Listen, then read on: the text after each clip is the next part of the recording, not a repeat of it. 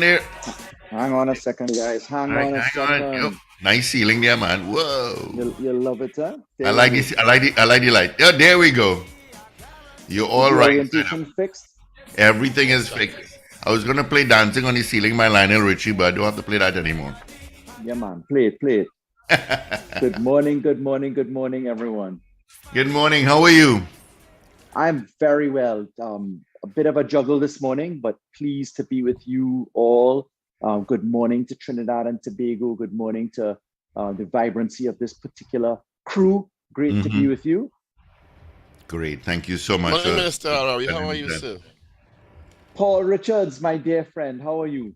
I'm good. Long time no see in person. Good to good to I'll be seeing you on Wednesday. Yes. And then the following Tuesday, I understand. And then the following Tuesday. Yes. Well, congratulations on your new position. You've hit the ground running. Right. Thank you very much. It is, well, you know that system reform and system operationalization is what this is about. If I could respectfully say, I think that local government has been spoken about for as long as criminal justice reform has, and process reform is common to both. So it's about daring to have a better dream for Trinidad and Tobago and about operationalizing this much talked about thing, local government reform. And that includes getting physically onto the ground and surveying exactly what we are and what we have. Otherwise, we can't perform the job. Now, I find it, not coincidental, but interesting that your appointment really coincides with the report. Is it still in the House? I don't know. I knew there were two sessions. Has it been approved in the House completely? We have one more day on that bill to go, and then I'll pilot it in the Senate where you sit. And you have to remember, Paul, I mean, you're an expert with this by now. We can pass as many laws as we want. Are we operationalizing the law? And that's what my job is. My job is as an operational transformation agent. And local government, I've just gone from a $250 million ministry to a $2.4 billion ministry. I've gone from 2,000 odd employees, 1,980 employees to be precise, to 30,000. But people don't understand or feel the impact of local government, largely because we don't know what it is. What we know is what is working. So, mapping out as we begin this weekend in a cleanup and survey campaign, it's not just picking up, very importantly, and I'm making a call now to everybody in Diego Martin Regional Corporation. It's not about picking up alone our white waste and our services and tree cuttings. It's about surveying the state and condition, because local government has 80% of the road network. So embankments, slopes, drainage, road condition, they affect the very wear and tear of our lives as we drive and dance through potholes. Making sure that our markets function in beautiful spaces, making sure that our play parks are actually owned by the corporation. Because, Paul, you may not know this, but 22 years have passed since we had the last vesting of assets in the corporations. A corporation can't manage something that it doesn't have in law. And therefore, getting the systems that work in preparation for local government, turn on the switch reform, this is what this is about. So, powered by local government, for local government, first and major call while I have your attention and our listening and viewing public, please, Diego Martin, Saturday and Sunday, this weekend coming, please be ready to do your part, which is to just bring whatever you have out curbside as we arrive at your homes and engage in a national cleanup campaign and survey campaign. While we're there, we'll be checking the state and condition of a number of things. You'll be very pleased to know that we have identified an app that we built already, where you will just literally be able to tag your services. You'll be able to send us a pin location, send us the thing that requires repair, be it a leak, be it cleanup, be it delivery of services, so that we can actually get this thing moving. The month of May, we'll be beta testing all of those things, and then we turn the system on live. There are massive opportunities out there. We're talking multi-million-dollar businesses. What do I mean? Recycling. As we get into the state and condition of where plastic exists, turning it on at the same time with the beverage recycling, bottle container recycling aspects, tire recycling, who moves that waste becomes an industry. Who moves glass? Who moves plastic? Who moves electronics? That becomes an industry in and of itself. And there's a lot of room for local participation, smaller enterprises. So it's a very exciting time from my perspective. It's something that requires a lot of systemic approach, and we're looking forward to this job. I promise you that I'm going to spend most of the time on this interview on the cleanup campaign. But I mean, you touched on some points there that are very material in your operationalization or transformation of local government. You would have been part and parcel as then AG on the pretty ambitious local government reform bill, which is now the subject of the report before the lower house, soon to come to the Senate. And the importance of that, and I always found, quite frankly, it was very ambitious, but it encompassed a lot of the challenges that we face with local government over many years. So that while the burgesses, people on the ground, local government agents are the intermediary between getting stuff done from I don't want to call the high level politicians, but the MPs.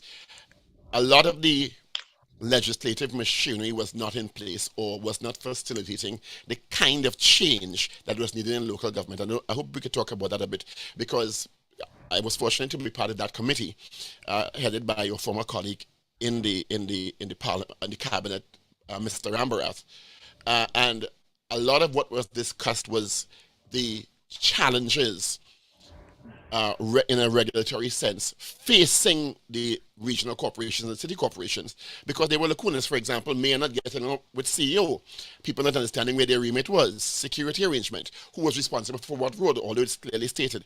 How important is that report in you being able to really operationalize the transformation that you envision for local government? So, Paul, you know what I'm about to say. Plant and machinery, people, processes, and the law. To answer your question, it's extremely important, the report. I had the pleasure of drafting the law as Attorney General, but having it on the books and putting it into work is two different processes. So in getting that report forward, a lot of the things that are bugbears or roadblocks are dealt with in the legislation. The CEO versus the mayor, that's dealt with by putting in a cabinet type structure. That's dealt with by putting in a permanent secretary type of structure where the CEO has to carry out the instructions of the chairman. So we've dealt with some of those legislative roadblocks. But to get the system turned on, you have to be sure that you know what is inside the system. So we spend a whole lot of money on wages and emoluments. But do we as citizens feel that we're getting our value for money? Do we know where our corporation workers are versus our CPEP workers? What we know is we see grass growing. Who cuts it is a different equation. Are we moving that grass to a compost center? Because there's a lot of facility available in the integration of waste, green waste, glass waste, electronic waste. These are enterprises that make money and better lives. So the road mapping of the legislation is now against the structure. So there is a very aggressive agenda for electronic payments and for electronic transactions. So I brought in change agents into the ministry, and the same team that went to work in doing it at the AG's office and legal affairs and judiciary, that's the team where we are digitizing all the processes. Because to get a project done at San Fernando City Corporation, they have to prepare a package manually. They take a month to do that. The package then takes 3 weeks to get to the ministry's desk. It then takes 2 months of processing time and then a month to go back. So half the year is gone, counting the number of boxes of nails. Digitizing those processes, as we're doing right now, means that we get almost a 1 day to 2 day submission and then turn around on fixed rates. So operationalizing the structures digitizing the processes are critical. If you take the Ministry of Local Government, Rural Development and Local Government actually is one of the largest ministries in Trinidad and Tobago. We have approximately 30,000 employees because it's the ministry, 14 corporations, Rural Development Company, CPEP, and now the Secondary Road Improvement Company. You add that together, you're looking at anywhere between $2.5 to $3 billion of expenditure, and you're looking at about 30,000 employees. 80% of the road network, 80%. But where are our municipal police? What are they doing? Municipal police are often called community police. Orienting our community police in domestic violence, in land dispute, has a large impact. Why? Of the 500 murders per year, 170 of those murders are between people that know each other. Half of them are for domestic violence, and the other half is in land disputes. If we can target the 150 people, 170 people, as we did in the TTPS with the gender-based violence unit, that number of 70 murders in gender-based dropped down to 34 because there was an early intervention. So when we're talking local government, we're talking about municipal policing. We're talking about the use of cameras. We're talking about turning on the Evidence Amendment Act so that CCTV cameras stand as primary evidence. All of that universe of law is applied in local government. And therefore, we're looking at a better state and condition for people's lives. Do they feel safe? Are they in sanitary conditions? Do we feel as if our tax-paying dollars are being used? And can we see the benefit of it? Do we see people out and about for the $2 billion that we spend in wages? Do we see that? That has to be a very real feeling. Why is the use of a cleanup campaign, which I guess everyone can participate in and understand very instantly, strategic in terms of getting people involved, and of course the environmental benefits from it, and also serving as a fact-finding mission? And then why start in Diego Martin? Diego Martin, because it works our way across the peninsula. So we start on one end of Trinidad and we work our way across the east-west corridor and then the southern areas. We're of course targeting a number of regions that are prone to flooding, etc. So Penal, Debe, Siparia, these are important areas for us. So what we're doing is we're surveying those areas in anticipation now. And there's another exercise which the Ministry of Works and Transport is engaged in at the same time, which is our river clearing and desilting arrangements. Now, we've done a lot of this work, but operationalizing the cleanup campaign is a very good way for us to get the surveying done. So we will have our surveyors out and about on the road embankments. We're looking at land slippages. We're looking at the use of grass and local techniques to avoid slipping. If you pass through Blanchisseuse, you go through the north coast, you'll notice a lot of the steep embankments don't fall, and it's largely because of the type of vegetation that grows on it. So the type of grass, the type of arrangement. So in the exercise that we're engaged in, the surveying exercise, it creates employment and opportunity as well, because somebody has to plant the grass. That's where the afforestation aspect comes under the ministry that we run, because forestry is part of Rural Development Company. So it's about harmonizing the resources and creating job opportunities. So to answer your question, yes, I believe that the campaign serves multiple purposes. It is anticipation. June 5th is the rainy season. So it's in anticipation of the rainy season. It's a survey exercise. Part of the survey is to find what we call orphan roads and orphan parks, things that are not vested in the corporation. A corporation can't clean a road or maintain a facility that it does not own. It doesn't own it unless it is vested by an order in Parliament. And the last time we had a vesting was under Carlos John. That was over 22 years ago. So there are 22 years of catch up to engage in. A lot of this has been identified by my predecessor, Kazim Hussein, who has been working silently and efficiently for a number of years. Now we're with Minister Rambarat's departure out of agriculture. We're reorganizing our resources, but really and truly, the operationalization of local government reform involves all of this. Now, the issue of environmental cleanup is something that anyone can. It should be universal, right? We shouldn't have any issue with it in any country. We should all be able to see the benefits of teaching our children the importance of cleaning up and going into communities and everyone participating in cleaning up the environment. One, aesthetically, two, for long-term sustainability. But unfortunately, everything in Trinidad and Tobago becomes political at some level, and you are pretty high-profile lightning rod for controversy. How are you going to deal with that aspect given the makeup of the country? And I'm not trying to throw a damper on the initiative. I think it's a wonderful, and I would be behind any cleanup initiative anytime. But we know how our country is sometimes. And you start in a constituency where the PNM has a pretty strong foothold. Are you expecting any challenges in other communities? No, again, I've been a lightning rod of attention or for attention for going on 13 years now since I entered the Senate in 2010. So I'm not unaccustomed to attention. I can't say that I agree that I'm a person that deals with controversy. Lots of things will be thrown. The question is what at the end of the day is left. At the end of the day, the track record speaks for itself, right? So the point is, attention is okay, politicism is okay, but you know what the beauty about this ministry is? We have almost an equal split. We have an equal split between red and yellow. Whatever works in a red works in a yellow. Whatever works in a yellow works in a red. It does not matter because the allocation is the same for all.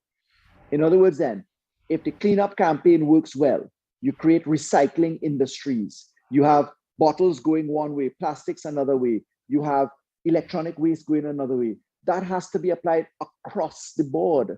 The local government reform means that every chairman of a constituency becomes a chief secretary like Tobago.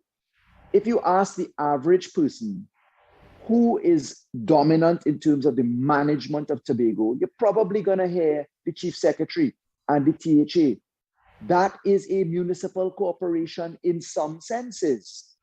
Taking that beautiful model of the THA and applying it into 14 versions in Trinidad is the mission.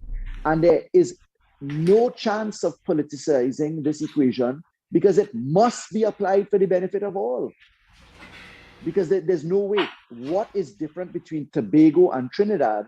Tobago has a fixed source of income guaranteed by the constitutional arrangements where they get $2.4 to $3 billion worth of money. Now, let me put that into context. I'm the representative, happily so, for San Fernando West. That's 25,000 people. San Fernando East has 25,000 people. That is the size almost 10,000 short of the electorate in Tobago. Tobago receives $3 billion if you take the 2.4 and you take the other services. So Tobago has a great administrative structure, which we're bringing into local government reform in this legislation now, but it also has access to money. And the money side of the equation, we propose that people understand what their property taxes are doing for them. Same way Tobago can see the verges and roads clear and they can see things cleaned. It's the same way Trinidad needs to feel that way. So I'm quite confident that the politics really eradicates itself in local government because it's an equal split in this country and you can't hide from equality. How do you expect it to evolve? You're starting in Diego Martin. Is there a length of time that you're spending in each corporation? We're doing it as we did in 2017, where we spent 2 full days in the corporations and major pickup. Then we'll have some tail end sweeping. You said that we should all be comfortable with the idea of a cleanup and a survey campaign. A big part of this campaign for me is survey, to know what is out there and what can be done. But the truth is this, taking all of the resources from clusters. So we're taking into Diego Martin, Port of Spain, Sawa, Tunapuna, Arima assets, all into Diego Martin. We're descending at once.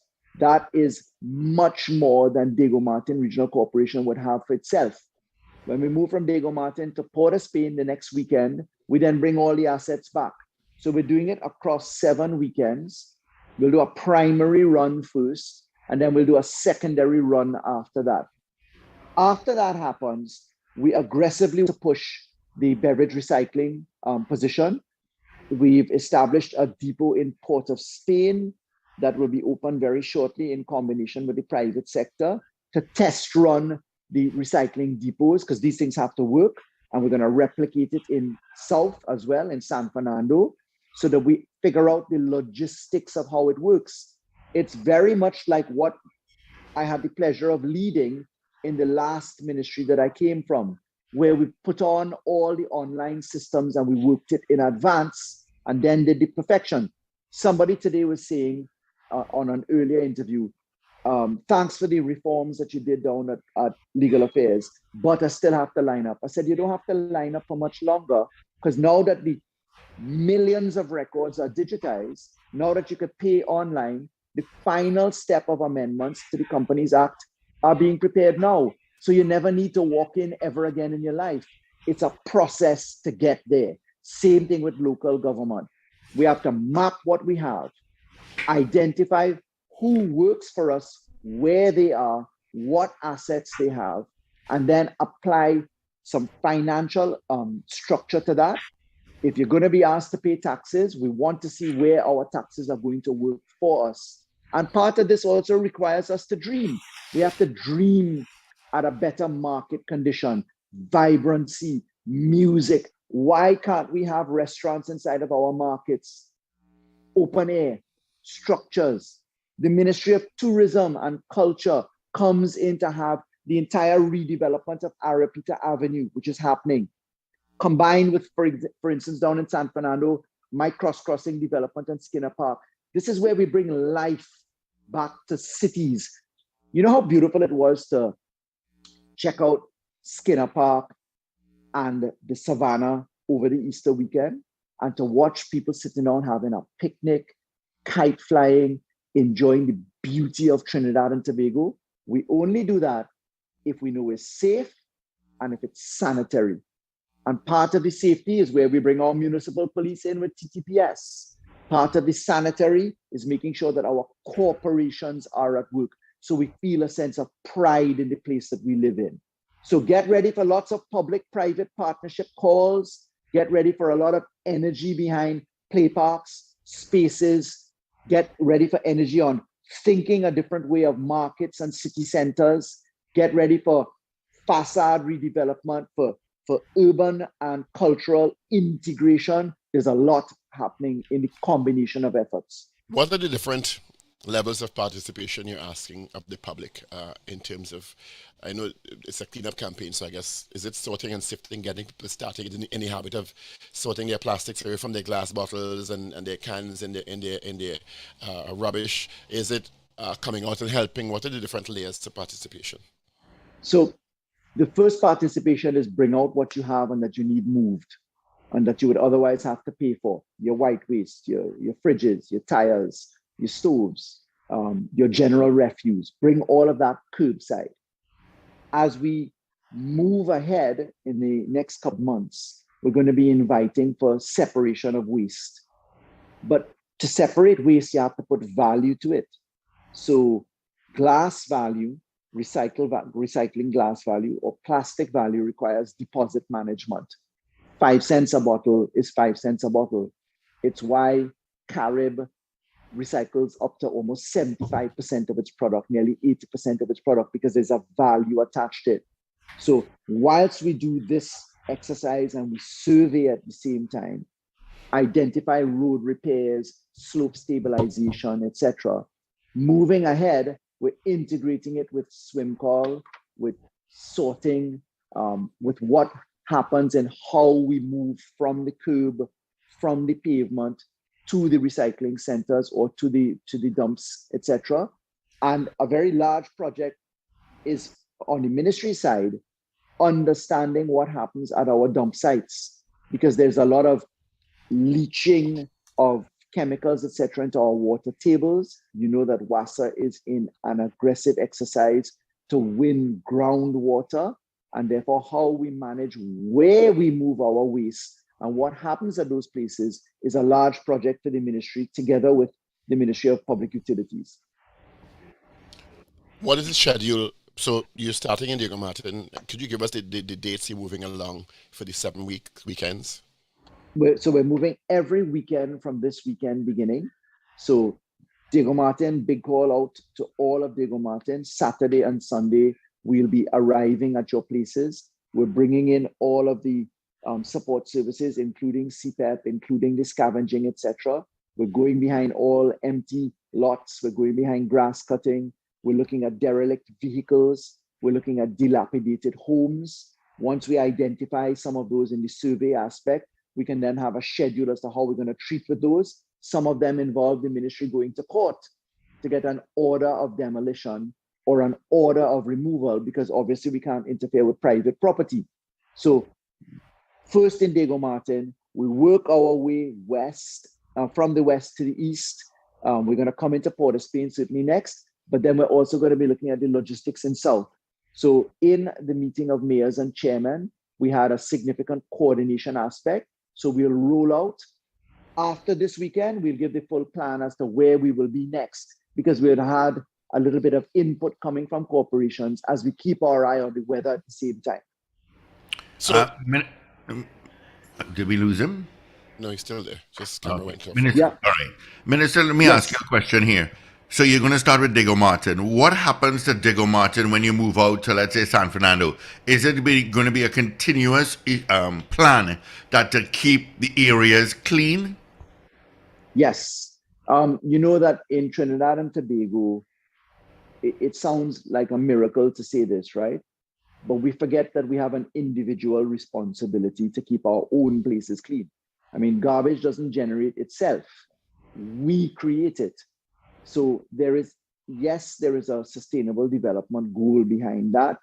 Yes, we have to get into the schools, but I believe that a significant amount of our refuse, of our waste, of our cleaning can come by putting value on the waste and therefore encouraging the downstream business side of it. If there's a value to plastic, if there's a deposit return, if we are in our rivers with certain basket type arrangements, organizing that, that's where we get there. Every now and then, we're going to have to do this aggregation and clustering of services to do a little deep dive. Remember, there's a cost to all of this, and therefore the cost in keeping ourselves clean has to be managed. We pay for all of the manpower. If you look at the budget cycle, if you look at the $2.4 billion that this ministry gets every year, almost 80% of that is in human resource payments alone. So we're paying for the bodies. Where are the services? That requires us to track the services. Where are our workers? Where are our trucks? Where are our municipal police? How long are we out at work for? All of these are very important, simple, but very impactful discussions that once you map it out in the way that I believe it can be done, we will have some result.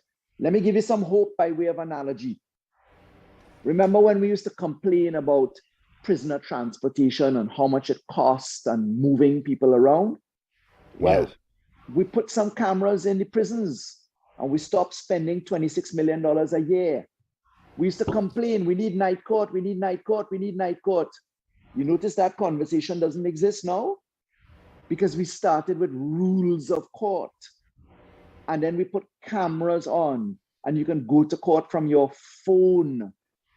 We said too many motor vehicle and road traffic cases. We put in some demerit points and we dropped out 104,000 cases from the 146,000 cases. And we ended up with a 65-year low in road traffic deaths.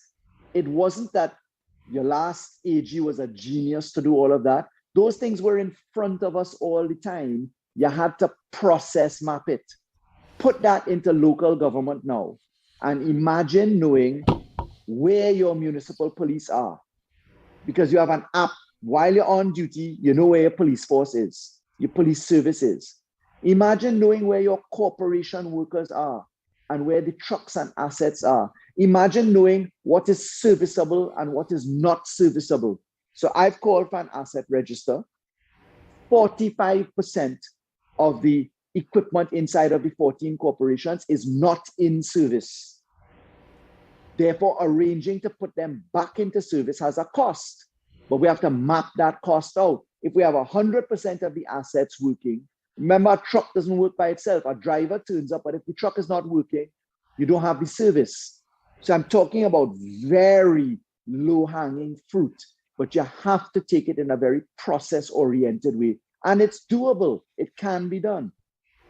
What time frame can people expect their rubbish that they put outside, their refrigerators, their technology, etc., to be removed over the weekend as they put it out? On the weekend, Saturday and Sunday. If you put it out on Friday, it's going to be moved on Saturday and Sunday. If you put it out on Monday, you'll have to move it yourself. So it has to be out by Friday. It has Friday, to be. Saturday. It has to be available for collection on Saturday and Sunday. Only. What is the budget for this campaign toward Trinidad and Tobago? So because we're clustering the assets and we're borrowing from e-corporations, a large part of it is done by way of just reorienting the assets on the weekend.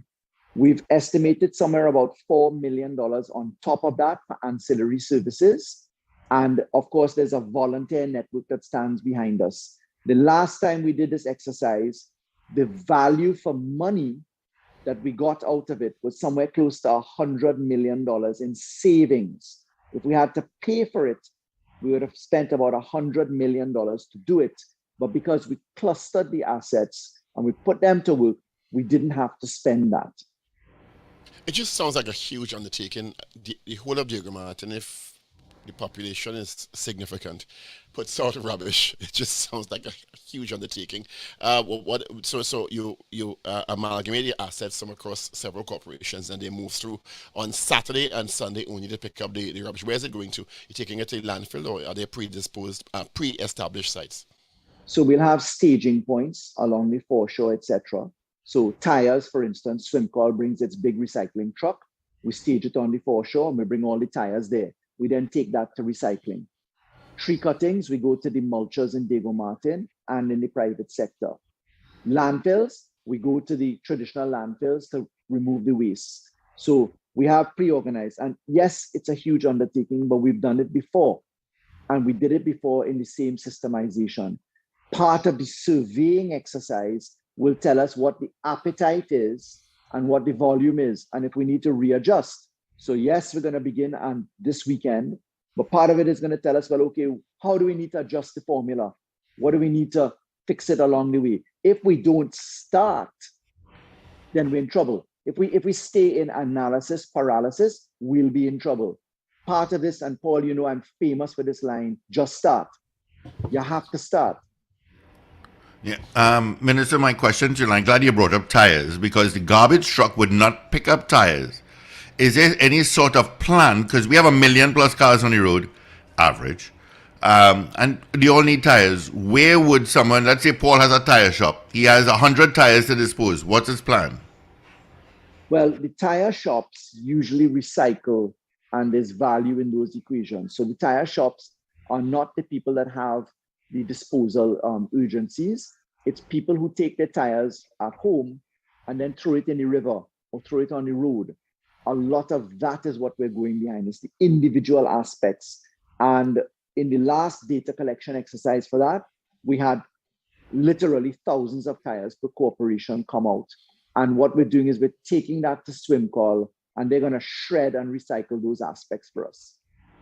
Yeah. So to be clear, this is always not ordinary rubbish. This is tires, refrigerators, just for clarity for people listening and viewing. It's all of your waste, your white waste, your brown waste, your organic waste. It's your exercise. So during this week, Tuesday, Wednesday, Thursday, Friday, do what you need to do in your homes, bring it out curbside. Our job is to pass, pick up, move, get it out for you, so that at least you're sure that when rainy season comes, you don't have tires and containers collecting water and dengue and chickpea haunting our And population. people And we've throwing had enough. refrigerators into waterways. Well, let me Oh, ask: would if someone needs, let's say, an elderly couple live at home, and they have a refrigerator to move, and it's in the back of the house, would the guys go and help these people move it out to the road? here's where we call upon communities to find a way to help each other, for neighbors to lend a hand. Because we've been moving with rapidity on the pickup side, the logistics of getting inside to identify who needs help or not, that's not part of the equation. Obviously, if calls are made in advance, hopefully some of the volunteer aspects could take care of that, but we're going to encourage people to pre-coordinate themselves. The government cannot do all of it. This is a participation of society and governmental resources at the same time. The Wonderful. app, of course, is designed to take a picture, geotag, and send it to your ministry. Is it that the resources are going to be moving through street by street, or are they only going to be targeting persons who have indicated through the geotagging or through the telephone call that you have stuff to pick up? So the app that I'm speaking about is a long-term product for local government. It'll be rolled right across Trinidad and Tobago. We're going to be testing that app during the month of May. For the purposes of the cleanup campaign, our social media and our advertisements, etc., will tell you if you have waste to remove and you want to send a pin, we're giving you some WhatsApp numbers where you make the call, you send the location marker, and we'll attend there for sure. Otherwise, we're going to be on the regular routes, because remember, our services and communities are treated with now. There's some areas that are hard to access. We're going to have a chimney to go up in Paramin. There's some narrow roads. Large trucks can't pass in certain areas. So it helps us if people participate in the WhatsApp conversation with us at the numbers which we're advertising. You'll hear it advertised in large frequency during the course of this week, and we take the first run in that gear. In closing, anything else have we missed out that we should have focused on? Or is it just to get people to clear up the stuff and put it out? Clear up, participate. Diego Martin, our turn is Saturday and Sunday. We are very interested in people sending us things that, for instance, can't move on that weekend. Derelict vehicles, land slippage, areas that require work. That's part of the survey side. A private property that is abandoned, that is a hazard in the community. We need to have that information so we can apply the resources. In some cases, that involves going to court to get an order for entry to allow the public health or the corporation to go to work. If I can say this in conclusion, we have a lot of opportunity ahead of us in this country. It's a matter of having the bold-facedness to dream, to bring in good ideas. The ministry is going to be calling for a lot of idea generation for how we can do business differently.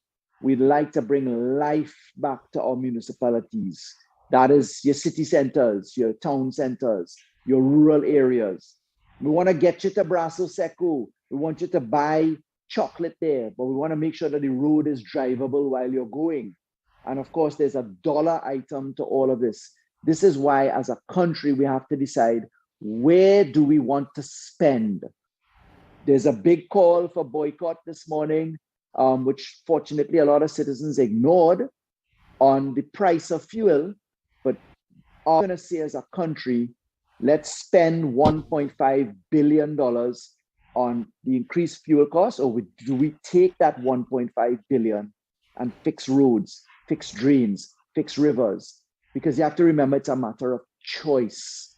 So I'm asking the good people of our beautiful country to think carefully about choice, and don't let people with foolish agendas derail us from common sense.